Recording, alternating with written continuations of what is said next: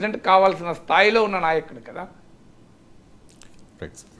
ఇక ప్రపంచమంతా e commerce వైపు చూస్తుంటే కేంద్ర వాణిజ్య పరిశ్రమల శాఖ మంత్రి పీయూష్ గోయల్ చాలా సంచలన కామెంట్స్ చేశారు సార్.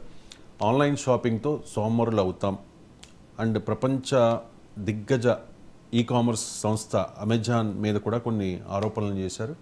ఇవన్నీ కూడా కొల్లగొట్టే ధరలు అమెజాన్ మార్కెట్వి అంటూ ఆఫ్లైన్ వ్యాపారాలు పొట్టగొడుతోంది అంటూ. అంటే వాణిజ్య పరిశ్రమల శాఖ మంత్రిగా ఉండి కూడా ఈ కామర్స్ రంగంపై గోయల్ చేసిన అంటే దానికన్నా ముఖ్యమైన మంత్రి ఏంటంటే ఓకే, ఈ కామర్స్ పైన సోషల్ ట్రెండ్స్ పైన మంత్రి కామెంట్ చేయొచ్చు. Piyush Goyal is one of the finest intellectuals. Modi ప్రభుత్వంలో ఉన్న మంచి పరిజ్ఞానము మేధో సంపత్తి ఉన్న మంత్రుల్లో పీయూష్ గోయల్ ఒకడు. పీయూష్ గోయల్, నితిన్ గడ్కరీ, అశ్విని వైష్ణవ్ వీళ్ళంతా మంచి అంటే ఆయా సబ్జెక్టులలో చాలా డెప్త్ ఉన్న నాయకులు, ఆర్డినరీ నాయకులు కాదు. సో అందువల్ల Piyush Goyal is a very talented person. So ఆయనకున్న పరిజ్ఞానాన్ని మనం ఏమీ క్వశ్చన్ చేయలేము. కానీ ఒక మంత్రిగా ఉన్న వ్యక్తి ఒక కంపెనీ పైన టార్గెట్ చేసి మాట్లాడడం అనేది ఆశ్చర్యం. మీరు ట్రెండ్ పైన మాట్లాడచ్చు, మన యొక్క కంపెనీ మాట్లాడినప్పుడు ప్రశ్న వస్తుంది, మరి అలాంటి కంపెనీ పైన మీ ప్రభుత్వం ఎందుకు చర్యలు తీసుకుంటలేదు అని. నిజంగానే అమెజాన్ భారతదేశంలో తప్పులు చేస్తుంది, అన్యాయం చేస్తుంది అనుకోండి, who has to take action? మీరు గవర్నమెంట్లో ఉన్నారు, ప్రతిపక్షం వాళ్ళు కారు కదా. సో యాక్షన్ తీసుకోవాల్సిందే వాణిజ్య మంత్రి పీయూష్ గోయల్. ఆయన ఒక కంపెనీని టార్గెట్ చేస్తూ మాట్లాడడం అనేది ప్రభుత్వంలో ఉన్నవారు చేయడం ఆశ్చర్యకరం. సో ఇక ఈ కామర్స్ పైన ఆయన సామాజిక విధ్వంసము అని ఒక ఆరోపణ చేశారు ఆయన. అయితే మొదటి నుంచి ఒక ఆరోపణ ఉంది, వాతావరణ కాలుష్యానికి కూడా ఈ కామర్స్ కారణమవుతుందని. మీరు చూడండి, అమెజాన్ కోడ్ బుక్ చేయండి, మీరు 10 బుక్ చేస్తే వెండర్లు వేరు వాళ్ళు ఉంటారు కనుక 10 ప్యాకెట్లు వస్తాయి. చిన్న చిన్న ప్యాకెట్లు, ఒక పెన్ను, ఒక క్లిప్పు, ఒక ఇంకోటి, ఇట్లా ఒక 10 మీరు ఒక రిబ్బన్, ఇట్లా 10 బుక్ చేశారు అనుకోండి, ఈ 10 కలిపితే చిన్న ప్యాకెట్ అవుతుంది. కానీ ఇంత పెద్ద ప్యాకెట్లో 10 వస్తాయి, ఒక 10 ప్యాకెట్లు వస్తాయి ఇట్లాంటివి. ఇక రోజు బిల్లు కొడుతూనే ఉంటారు మీరు అమెజాన్ లిస్ట్లో. సో మా ఇంట్లో కూడా నేను గమనించాను, అడిగితే నా కూతురు అన్నది, లేదు నాన్న మేము ఇచ్చింది ఒకటే ఆర్డర్, ఈ 10 ముక్కలుగా వస్తాయి, 10 ముక్కలుగా వచ్చే వరకు 10 సార్లు 10 డబ్బాలు వస్తాయి. 10 డబ్బాలు అంటే 10 కార్డుబోర్డులు, 10 కార్డుబోర్డులు అంటే దానికి ప్యాకింగ్ మెటీరియల్, అది క్రియేట్ చేసే కార్బన్ ఫుట్ ప్రింట్, దీనిపైన ఒక విమర్శ ఉంది ఈ కామర్స్ పైన.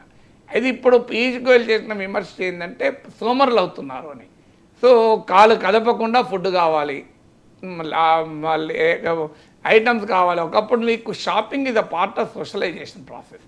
సో పీయూష్ గోయల్ అనే దాంట్లో ఒక పాయింట్ ఉంది, షాపింగ్ అనేది ఒక సోషలైజేషన్ ప్రాసెస్. అది అంటే ఒక నలుగురు కలిసి ఫ్రెండ్స్ షాప్లకు వెళ్ళి మాట్లాడుకుంటూ 4 షాపులు తిరిగి తమకు అవసరమైనది తెచ్చుకొని అనేది ఒక ప్రక్రియ.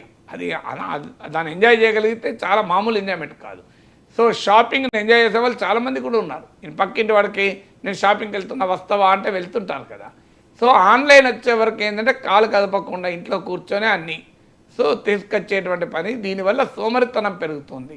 కనీసం ఒకప్పుడు ఒక సబ్బు కొనుక్కోవాలి, ఒక కూరగాయలు కొనుక్కోవాలి అంటే 10 అడుగులు వేయక తప్పదు. ఆ వీధి చివరి దుకాణం దాకా నడిచి సోప్ కొనుక్కొచ్చేవాళ్ళు, లేదంటే ఓ కూరగాయలు కొనుక్కొచ్చేవాళ్ళు. ఇప్పుడు కూరగాయలు కావాలా, కొట్టు ఇన్స్టాగ్రామ్, జెప్టో, బ్లింకెట్. సో ఏది లేదు, ఒక సబ్బు కావాలా అమెజాన్. సో నువ్వు దేనికి కదులుతూనే లేవు కదా.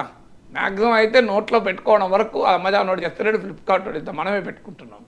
సో ఆ రకంగా సోమరితనం పెరుగుతోంది అనేది ఆయన పాయింట్లో నిజం అది. సో అది అంటే అదనే కాదు, ఒకప్పుడు మనకు అది ఒక్క ఈ కామర్స్ కాదు, మొబైల్ ఫోన్ వచ్చింది. మొబైల్ ఫోన్ రాకముందు, ఈవెన్ ఫోన్ అంటూ లేకముందు ఒక వ్యక్తి మరో వ్యక్తిని కలవడానికి ప్రత్యేకంగా 2 సార్లు వెళ్ళి కలిసేవాళ్ళు. సో ఇప్పుడు అలా కలుస్తున్నారా? ఇప్పుడు కలవడమే మానేశారు, ఫోన్లలో మాట్లాడుకుంటున్నారు. సో వాట్సాప్లో వచ్చాక చూసుకోవడమే మానేశారు, వాట్సాప్లో చూసుకుంటున్నారు.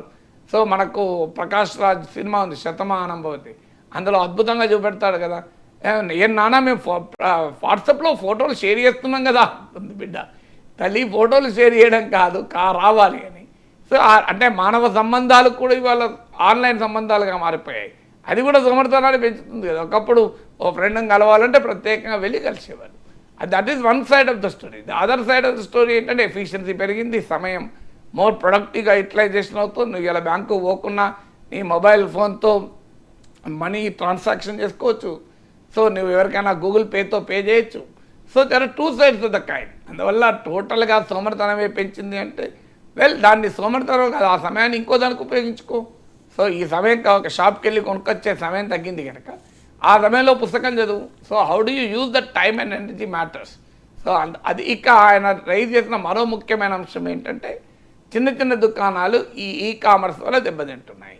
సో అది not just for e commerce. ఇవాళ టెలికాం రంగంలో చూడండి మానోపలి 2 కంపెనీలు, ఎయిర్పోర్ట్ రంగంలో చూడండి 3 కంపెనీలు. అంటే మానోపలి, డియోపొలి, ట్రయోపొలి అంటారు.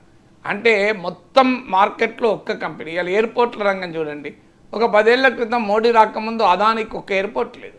ఇవాళ దేశంలో మోర్ దెన్ 25% ప్రయాణికులు అదాని విమానాశ్రయాలను దిగుతున్నారు. 10 ఏళ్ల క్రితం మోడీ ప్రైమ్ మినిస్టర్ కాకముందు అదానికి పోర్ట్లు ఎన్ని ఉన్నాయి చెప్పండి, ఇప్పుడు ఎన్ని ఉన్నాయి? సో అందువల్ల మార్కెట్లో మానోపలి పెరుగుతోంది. మానోపలి పెరగడం ప్రజలకు నష్టం. ఇప్పుడు అదాని ఎయిర్పోర్ట్లు టేక్ ఓవర్ చేసిన వెంటనే యూజర్ ఛార్జెస్ 3 to 4 times పెంచాడు. సో అందువల్ల ఇవాళ టెలికాం రంగంలో మీరు చూడండి మార్కెట్లో మానోపలి వచ్చింది, చిన్న చిన్న కంపెనీలు ఎగిరిపోయాయి. మీకు డియోపొలి వచ్చింది, 2 కంపెనీల మధ్య పోటీ, దాంతో విపరీతంగా టారిఫ్లు పెంచుకుంటున్నారు. సో అందువల్ల మార్కెట్లో మానోపలి ఆన్లైనే కాదు, ఈ పెద్ద పెద్ద షాపులు వచ్చాక వీధి చివరి దుకాణాలు మాయం కాలేదా? మేము వాల్మార్ట్ వచ్చినప్పుడు కూడా విదేశీ పెట్టుబడులు రిటైల్ రంగంలో రావాలన్నప్పుడు కూడా ఈ చర్చ వచ్చింది. మీకు పెద్దవాడు వస్తే చిన్నవాడు ఎగిరిపోతాడు ఆటోమేటిక్గా, ఎందుకంటే పెద్దవాడికి ఉన్న డీప్ పాకెట్స్ అలాంటిది కదా. సో ఆటోమేటిక్గా అతను స్కేల్ వల్ల చీప్ అవుతుంది. ఇప్పుడు మీరు ఒక చిన్న హోటలే పెట్టుకోండి, మీరు 100 మంది వచ్చారనుకోండి, ఆ హోటల్లో భోజనానికి 100 రూపాయలు కష్టం అవుతుంది అనుకోండి. 1000 మంది వచ్చారనుకోండి 60 రూపాయలు అవుతుంది. సో స్కేల్ ఉన్నవాడు ఏం చేస్తాడంటే ఈజీగా మార్కెట్లో మిగతా వాళ్ళు లేపేస్తారు. ఇప్పుడు ఆయన పీయూష్ గోయల్ స్టేట్మెంట్లో అది కూడా ఉంది. సో చౌక ధరలకు ఇస్తున్నారు అని. సో కాంపిటీషన్లో ప్రత్యర్థుల్ని లేపేయడానికి ప్రైసింగ్ కూడా ఒక ఆయుధంగా మార్చుకుంటారు. సో ప్రైసింగ్ కూడా ఒక ఆయుధంగా మార్చుకొని మార్కెట్లో పోటీదారులు లేకుండా ఎకనామిక్ చేంజెస్లో వస్తున్న మార్పు ఒక ఆన్లైన్ వల్లనే వచ్చింది, ఒక ఈ కామర్స్ వల్లనే వచ్చిందని కాదు. ఆఫ్లైన్ పెద్ద పెద్ద షాపింగ్ మాల్స్ వచ్చాయి, డీమార్ట్లు ఇట్లాంటి షాపింగ్ మాల్స్ వచ్చాయి. వచ్చాక మీరు ఎక్కడన్నా డీమార్ట్ పెట్టిన చోట చూడండి, మీకు ఆటోమేటిక్గా చిన్న షాపులు దెబ్బతింటాయి. పెద్ద షాపింగ్ మాల్ వచ్చిన చోట చూడండి, చిన్న చిన్న షాపులు దెబ్బతింటాయి.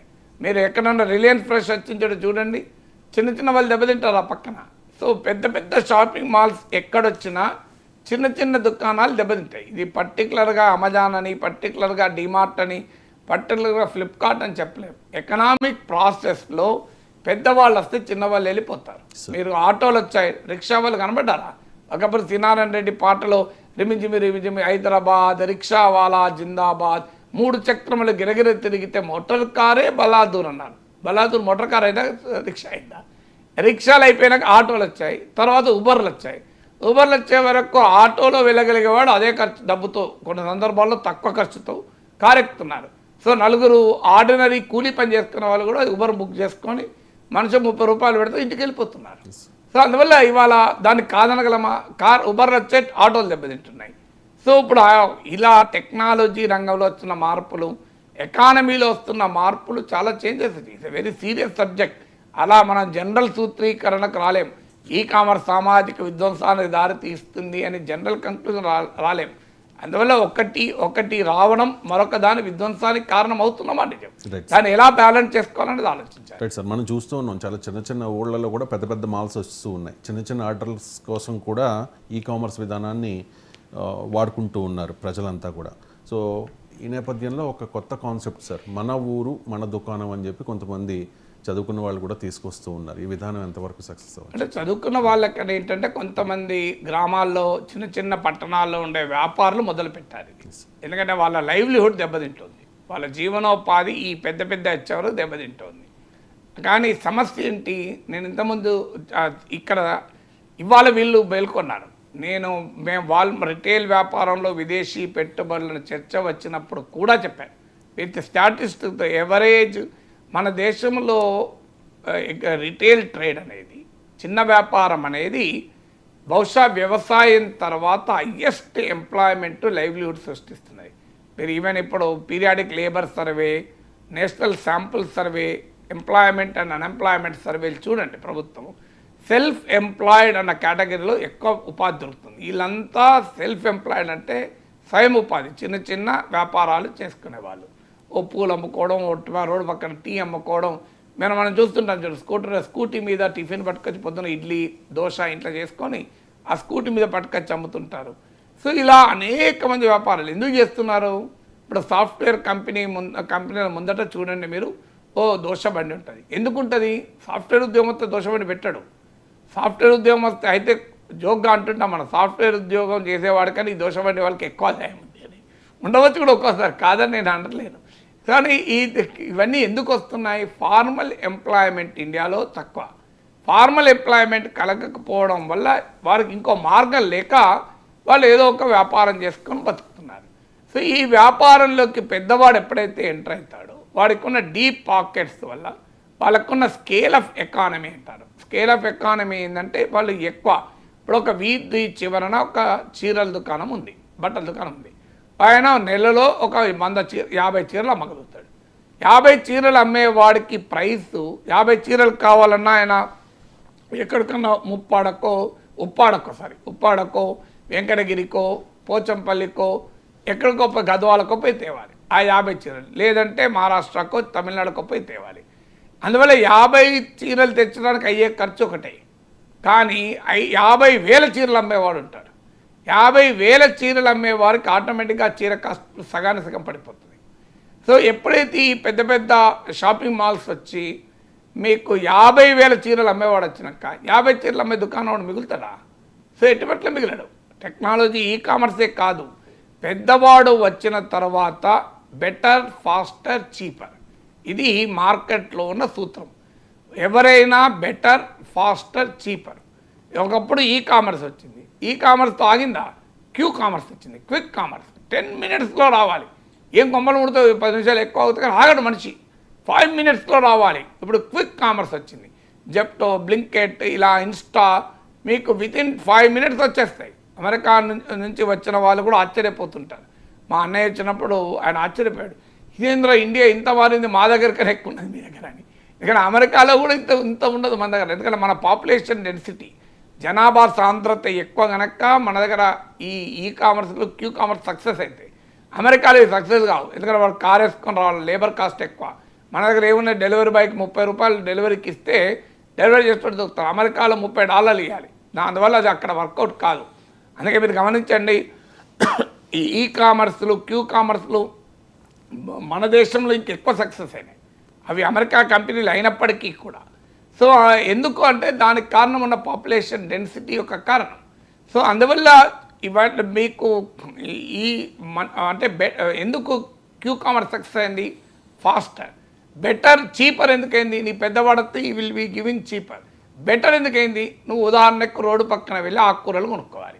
ఆకుకూరలు బుట్ట పెట్టుకొని అమ్ముతారు, సుక్కకూర, పాలకూర. అది చూసి నలుగురు నిలబడతారు అక్కడ, ఇట్లా వంగి ఆమె కింద కూర్చొని ఉంటుంది బుట్ట పట్టుకొని. ఆకుకూరలు ఏమన్నా మంచిగా ఉన్నాయా లేవా చూసుకొని కొనాలి.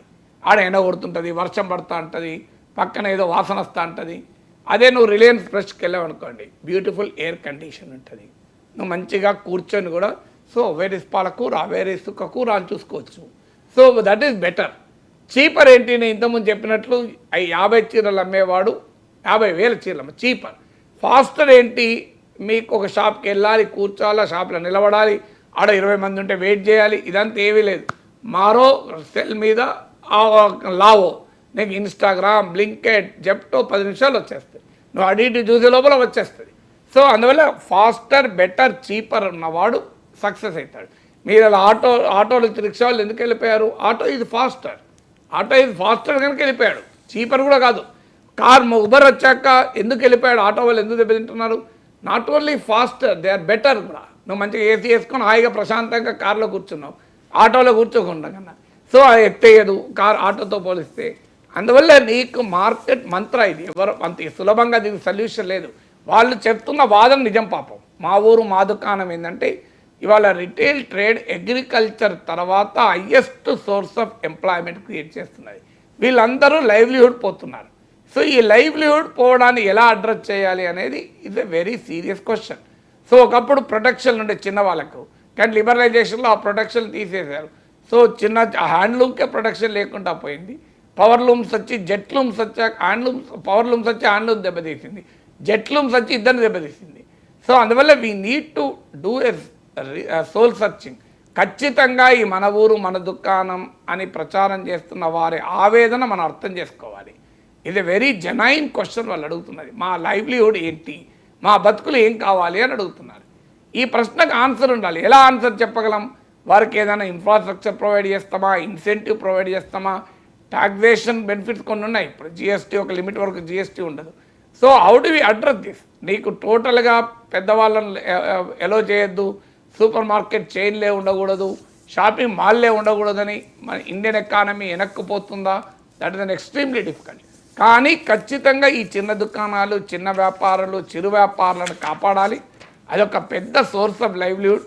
కానీ కాపాడాలి అంటే ప్రభుత్వాలు కాదు, కన్జ్యూమర్ అట్రాక్ట్ అయితే తప్ప కాపాడలేవు. నువ్వు కన్జ్యూమర్ ఫోర్స్ చేయలేవు కదా. లేదు నీకు 5 నిమిషాల్లో జెప్టోలో రావద్దు, నువ్వు ఖచ్చితంగా గంట సేపు పోయి తీసుకొచ్చుకో అని చెప్పలేవు. నువ్వు కాస్ట్లీ అయినా అక్కడే కొనుని ఎవరు చేయలేరు. అందువల్ల ఇలా చిన్న దుకాణాలు, చిన్న వ్యాపారాలను కూడా ఈ భయంకరమైన పోటీ ప్రపంచంలో నిలబడేలా ఎలా చేయాలనేది ప్రభుత్వాలు ఆలోచించాలి. రైట్ సార్, ఒక బ్రేకింగ్ న్యూస్ వచ్చింది సార్, ఒక్క నిమిషం. అనకాపల్లి జిల్లా